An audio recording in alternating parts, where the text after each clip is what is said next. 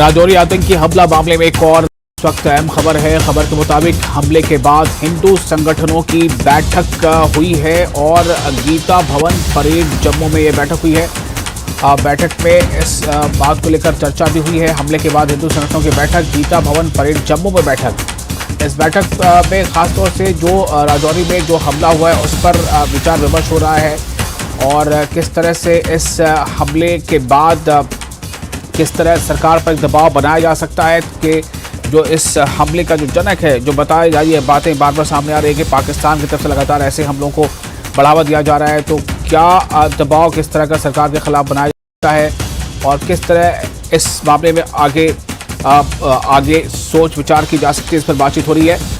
और जैसा कि हम आपको बता रहे हैं, लगातार हम आतंकी जो हमला हुआ है इस पर आपको अपडेट भी दे रहे हैं और इस पर जानकारी भी ले रहे हैं अपने एक्सपर्ट से कि ये सब कुछ क्यों हो रहा है, कैसे हो रहा है। हमारे साथ दो खास मेहमान बने हुए हैं, जैसा आपने ब्रेक के पहले आपको बताया था। हमारे साथ हैं अमित रैना जो स्पोक्स पर्सन है रूट्स इन कश्मीर के, और lieutenant general Rakesh Sharma security expert है। जनरल राकेश शर्मा, मैं आपसे ये सवाल लेकर आना चाह रहा था कि जो आपने भी अभी चिंता जाहिर की और जो अभी अमित रैना जी ने भी बताया कि दरअसल ये एक मोडस ऑपरेंडी में शिफ्ट है। कश्मीर में ऐसे वाकयात में कुछ कमी ज़रूर नज़र आ रही है, लेकिन अब ये जम्मू की तरफ जो है टारगेट ज़्यादा हो रहा है। ऐसे में जो पूरा इकोसिस्टम है जहां से सपोर्ट मिलता है उस पर जो है ज़्यादा काम करने की ज़रूरत है सुरक्षा एजेंसियों को। आप कैसे देखते हैं, कितना ये आसान होगा या कितना ये समय ले सकता है इस पूरे इकोसिस्टम पर कार्रवाई करने के लिए? देखिए, जो भी इंसर्जेंसी होती है वो स्टार्ट होती है आइडियोलॉजी से और वो बढ़ती और पनपती है एक इकोसिस्टम से। जैसे रैना जी ने कहा, मैं ये कहूंगा कि ये इकोसिस्टम डेवलप करते हुए टाइम लगता है और इसको जो डेवलप करने के लिए both internal and external factors आते हैं।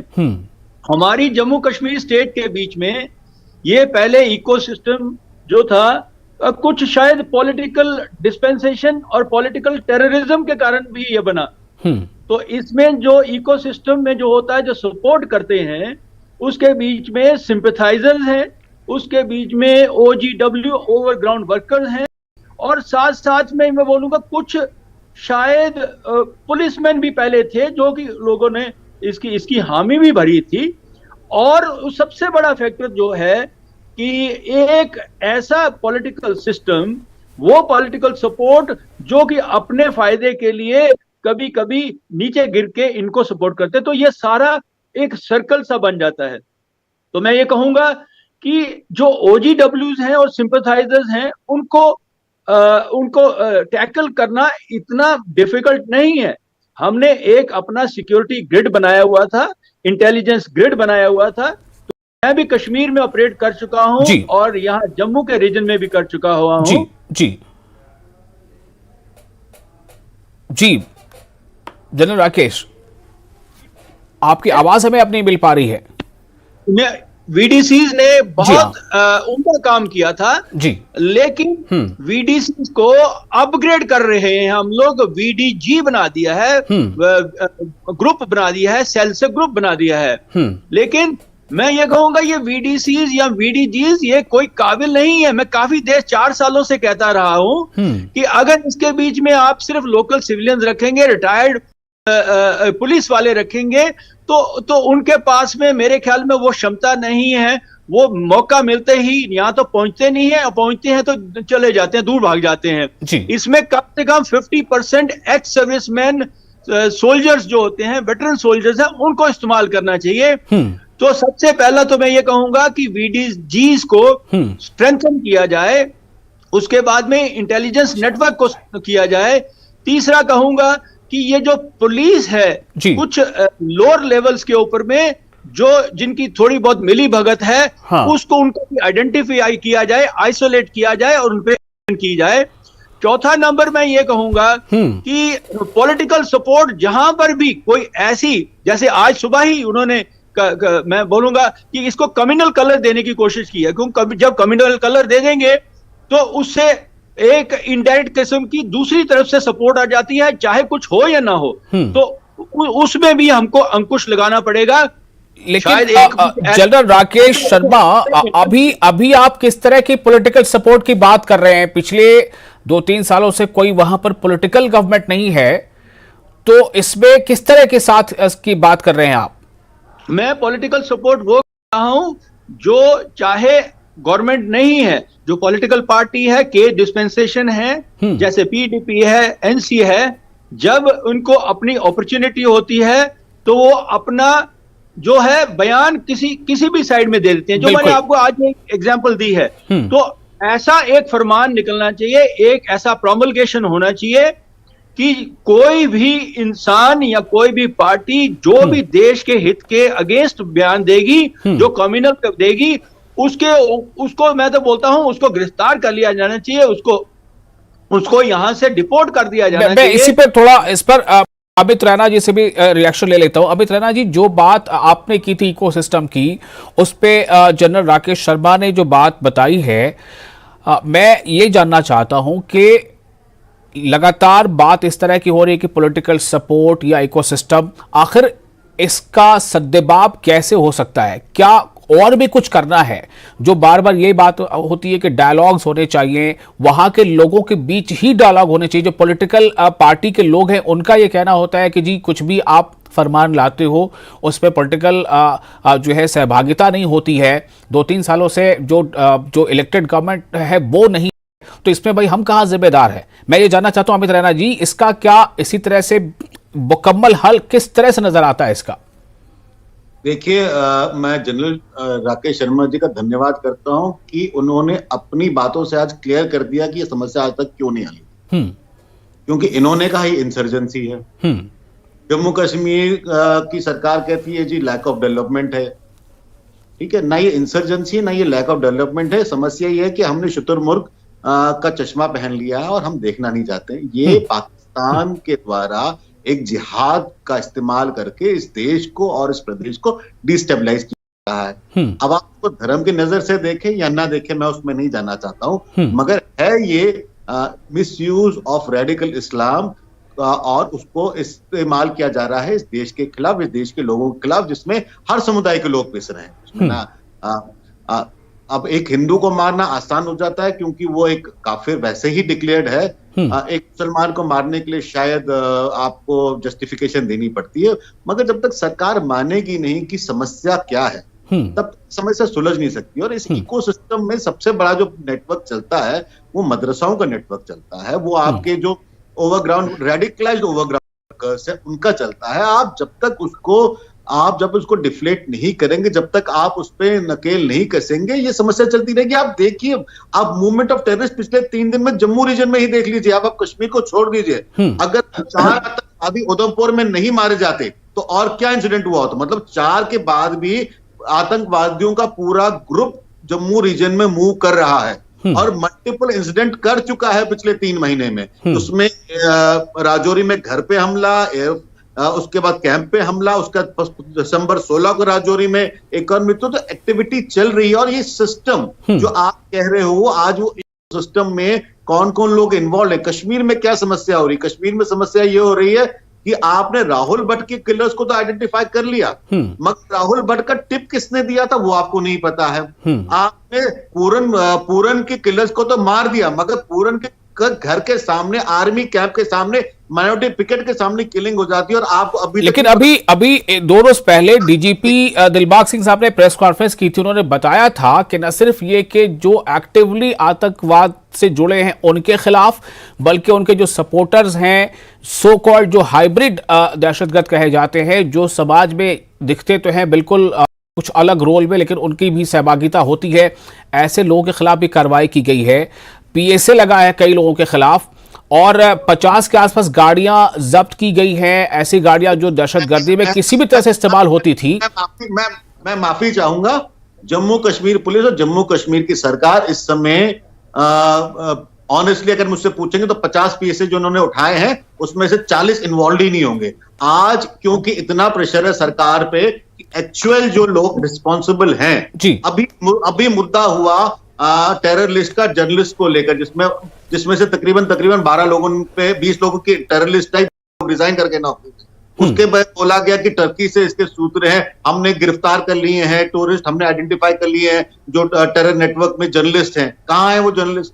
तो आज जो समस्या है, ये जो आज सरकार कर रही है वो पॉलिटिकल प्रेशर और पब्लिक प्रेशर को वार्ड ऑफ करने के लिए। अगर इन्होंने इतने लोग अरेस्ट कर लिए हैं तो आज खुलेआम क्यों किलिंग्स हो रही हैं? एक गांव में जाकर आधार कार्ड देखकर उस पे बच्चों को मारना, घर वालों को मारना, target clear case of target killing, और उसके लिए सपोर्ट है कहीं ना कहीं सिस्टम में।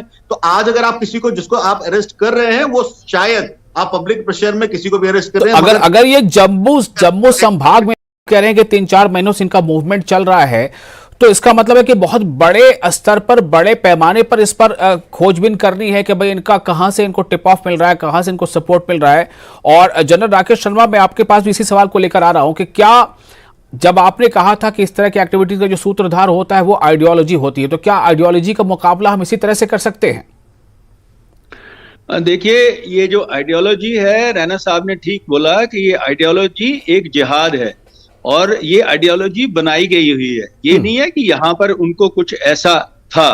तो ये पाकिस्तान स्पॉन्सर्ड आइडियोलॉजी है और जिसको जिहाद का नाम देकर और बाकी युवा लोगों को बरगलाकर और उनको रेडिकलाइज करके ये सारे जो अंजाम हुए हैं, जो पीक पे 90s में आया और उसके बाद में फिर ये चलता रहा, ये सब उसी का एक वो हिस्सा है।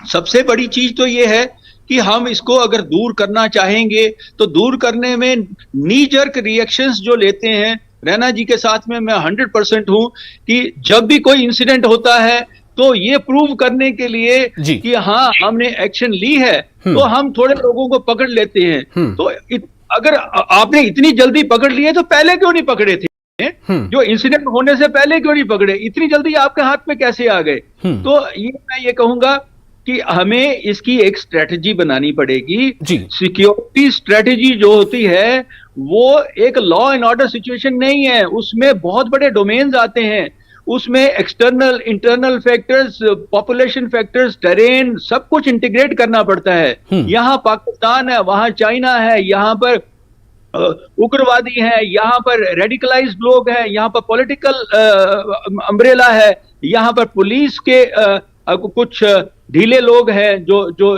जो जो जो इसमें है। लेकिन फिर आपसे पूछूंगा जनरल राकेश शर्मा, पिछले 3 सालों में पॉलिटिकल अम्ब्रेला को आप कैसे डिफाइन करेंगे?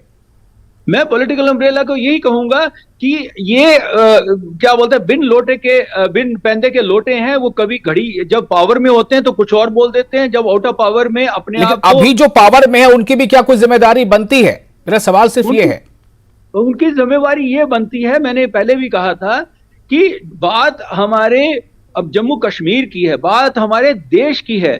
और उस वक्त बात जब ऐसी कोई भी इंसिडेंट होता है, अगर आप अपने स्टेट से प्यार करते हैं, अपने लोगों से प्यार करते हैं, तो तब अपने फायदे के लिए उसको टाइम पे मत बदली कीजिए। जैसे कि आप कम्युनल कार्ड उसको दे दो, या जो आतंकवादी या उनके सपोर्टर हैं जिनको गिरफ्तार कर लिया हुआ हो तो उनको उस टाइम पे उनको रिलीज करा दो, या कोई पब्लिक कोई एक्शन लेगी हो तो उसको आप रोक दो। तो ऐसा बहुत बार हुआ है, क्योंकि हमने जब कश्मीर में ऑपरेट किए थे तो शायद पहले एक हाथ पीछे रख के फिर हमने ऑपरेट किया था। लेकिन मैं बहुत खुश हूं कि पिछले कुछ सालों से हमारे दोनों हाथ तो क्या, हमें और भी कुछ दिया है ताकि हम अच्छी तरीके से ऑपरेट कर सके। लेकिन ये जो इकोसिस्टम जो बोला है रैना जी ने, इसमें ये जो पॉलिटिकल पैटर्नेज है और जो पाकिस्तान का है, तो यही दो बात फैक्टर्स यही दो हो गए ना, एक्सटर्नल पाकिस्तान, इंटरनल अपने जो है जो अलगवादी हैं, रेडिकलाइज लोग हैं। तो इन दोनों को मेरे ख्याल में अंदर वाले लोगों को हमको एक नीति बना के एक ऐसा एक स्ट्रेटेजी बनानी पड़ेगी कि जिसके बीच में हमको एक ऐसा ग्रिड बनाना पड़ेगा, फौजियों को ज्यादा इन्वॉल्व करना पड़ेगा, पॉलिटिकल क्या बोलते हैं उन पे अंकुश लगाना पड़ेगा। जब ये नहीं करेंगे, इंटेलिजेंस को और ज्यादा करना पड़ेगा। हमें चाहे करोड़ों अरबों रुपए खर्च करने पड़े, हमें खरीदनी पड़े इंटेलिजेंस तो वो हम करें, क्योंकि आज पैसे पे सब कुछ बिकता है। जब तक ये नहीं करेंगे तो ये काम नहीं खत्म होगा। और जम्मू रीजन के बीच में जिस तरीके से ये पिछले 1 साल से चल रहा है, अगर ये बढ़ गया तो ये जो डेमोग्राफिक इन्वर्जन पहले इन लोगों ने जो पॉलिटिकल डिस्पेंसेशन ने की थी, तो उसके कारण और बहुत बड़ा ये बिल्कुल। अमित रैना जी, मैं एक आखिरी सवाल आपके पास लेके आ रहा हूं। जो डेटा रिलीज किया था, दिलबाग सिंह साहब ने कहा था, डीजीपी जम्मू कश्मीर के, पिछले चंद सालों के मुकाबले 2022 में जो लोकल रिक्रूट्स हैं वो बहुत कम है, यानी दहशतगर्द कार्रवाइयों में शामिल करने के लिए खुद को, उन्होंने कहा कि सबसे कम है जो लोकल रिक्रूटमेंट हुए हैं। इसका मतलब ये है कि जो लोग यहाँ के हैं उनका, स्पेशली युवा, उनकी सोच थोड़ी बदल रही है। लेकिन कश्मीर में कम अगर है तो जम्मू में ज्यादा इंसिडेंट हो जाता है, जम्मू में नहीं है तो कश्मीर में ज्यादा इंसिडेंट हो जाते हैं।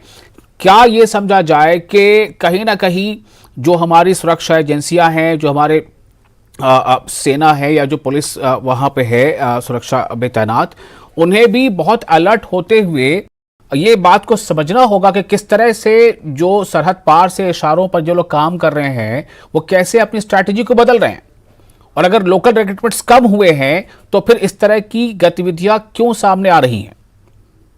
देखिए, बिल्कुल आपकी बात दुरुस्त है कि अगर हमने अपनी स्ट्रेटेजी बदली है 2019 के बाद, तो ये हमारी बेवकूफी रही होगी कि अगर हम समझेंगे कि पाकिस्तान अपने टैक्टिक्स और स्ट्रेटजी नहीं बदलेगा। उसने भी बदला है, और ये हमको समझना पड़ेगा, ये हमें मानना पड़ेगा कि कश्मीर पाकिस्तान के डीप स्टेट के एग्जिस्टेंस का कारण है। पाकिस्तान आर्मी का एग्जिस्टेंस ही कश्मीर पे है, और वो किसी भी हाल अपनी एग्जिस्टेंस के ऊपर सवाल चिन्ह नहीं उठाएंगे, वो उसको अलाइव रखेंगे। अब जहां तक बात आती है कि आतंकवादियों के नंबर कम हुए हैं या ज्यादा हुए हैं जी, मैं आपको फिर, अगर आप रिपोर्ट देखेंगे, नवंबर में GOC-in-C नॉर्दर्न कमांड ने कहा तकरीबन 300 आतंकवादी इस समय घूम रहे हैं। उसी के 10 दिन के बाद जम्मू कश्मीर पुलिस का स्टेटमेंट आता है कि 150 आतंकवादी हैं जी। अब ये अपने आप ही सिक्योरिटी ग्रिड में कंफ्यूजन है कि आतंकवादी हैं कितने जी। अब फिर आपसे दूसरी बात जो मैं रिपीट करना चाहता हूं कि बात 100 आतंकवादी, 50 आतंकवादी या 150 आतंकवादी की नहीं है। बात यह है कि वो 50 या 100 जो आज हैं, वो एक तो उनके लिए रिप्लेसमेंट होती है, जैसे आप उनको मारते हैं उनका रिप्लेसमेंट आ जाता है जी। वो आप आज कश्मीर में PUBG से ज्यादा इंपॉर्टेंट है कि आप कितने आतंकवादी मार रहे हैं, वो इंपॉर्टेंट है, बट वो उतना इंपॉर्टेंट नहीं है। आज सबसे ज्यादा इंपॉर्टेंट आप कितने आतंकवादियों को बनने से रोक रहे हैं। अगर एक मरता है तो उसके पीछे जो लाइन लगी है वो आप रोक पा रहे हैं कि नहीं, बनने से कितनों को रोक रहे हैं। बहुत बड़ा आपने सवाल उठाया यहाँ पर, और मुझे लगता है कि इस सवाल का जवाब ढूंढने में ही शायद कुछ अच्छे रास्ते मिले। बहुत शुक्रिया आप दोनों का, अमित रैना जी और लेफ्टिनेंट जनरल शर्मा जी। तो सवाल इस बात को लेकर है कि जो भी नंबर ऑफ टेररिस्ट हैं, उनका जो इकोसिस्टम है जहां से उन्हें पनपने में मदद मिल रही है, उसे कैसे टारगेट किया जाए, और साथ ही साथ ये कि किस तरह एक माहौल अच्छा बने, और ये जो शिफ्ट है, मोडस ऑपरेंडी जो चेंज है दहशतगर्दों का, उससे पहले ही खुद को ये जो हमारी सुरक्षा एजेंसियां वो कैसे उसे भांप लें। फिलहाल एक छोटा सा ब्रेक लेते हैं, ब्रेक के बाद फिर और इस पर आगे बात करेंगे।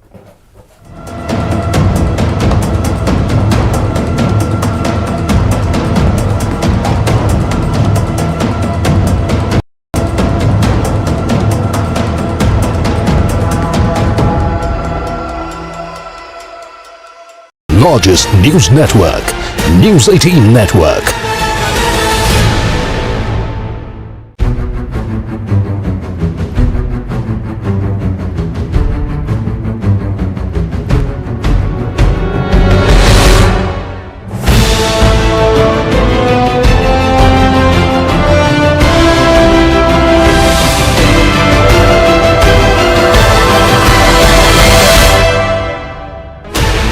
Sixteen channels, 15 languages, 26 states, 1200 plus reporters, 67 plus crore viewers. India.